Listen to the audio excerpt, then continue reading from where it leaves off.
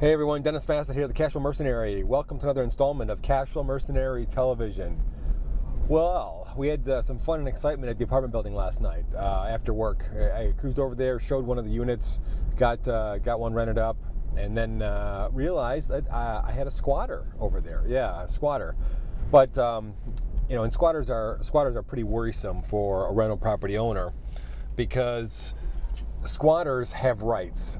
And if you don't know that, you ought to look into it in your state. But squatters in a lot of states have rights, and because they're not on a lease and there's no lease, if you end up with a squatter that doesn't want to leave, you got to serve them with a 30-day notice here in Michigan. You can't just serve them for a 7-day notice for non-payment. You got to wait a whole 30 days. So a squatter can easily eat up a whole month or more of your rental income. So be careful with it. But as usual, as most mistakes and most bad things that happen, this was my fault and very preventable.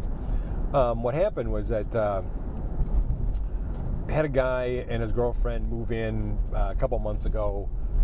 Girlfriend loses her job, and guy is a contractor, helper, handyman thing, loses his job, or hours get cut, so they get behind on the rent. Similar story in the big city, right?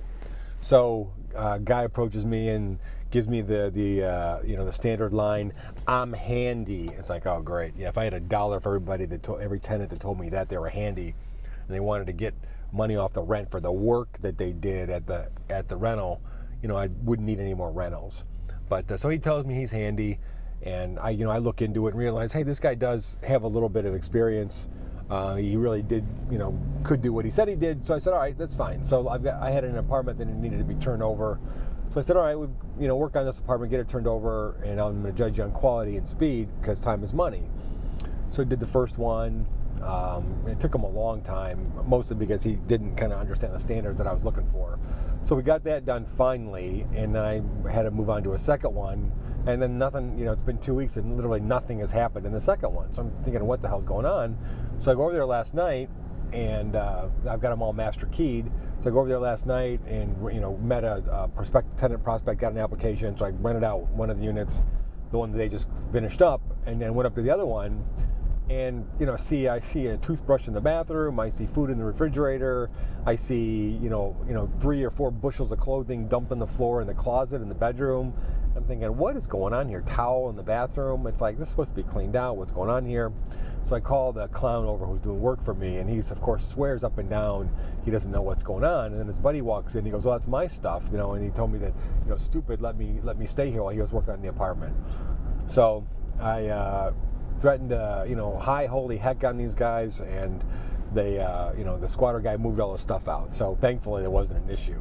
But I don't know if yelling and acting mean and loud or whatever had an impact. But Mr. Squatter grabbed his crap and left, and so I was spared a problem that could have been pretty significant. Again, if he would have told me to go take a flying leap, I would have been stuck having and serve him with a 30-day notice and going to court on it. So again, my fault, totally my fault. Now the guy, unfortunately, the clown that did the work for me was doing a good job, and then he totally went off the deep end. And this is, I think, the second time I've tried this, and I think this is the last. I just have not ever been able to find a guy that'll do this and stick. I don't know what it is with these guys, but they're just really inconsistent. So I guess that's why they're renters, actually. So anyway, my experience with squatters, I think it's the first one I've had too. So be careful. Keep an eye out for them, and be prepared, because it could happen to you. This is if you make mistakes. This is Dennis Fassett, the Cashflow Mercenary. Thanks again for tuning in, and we'll talk again soon.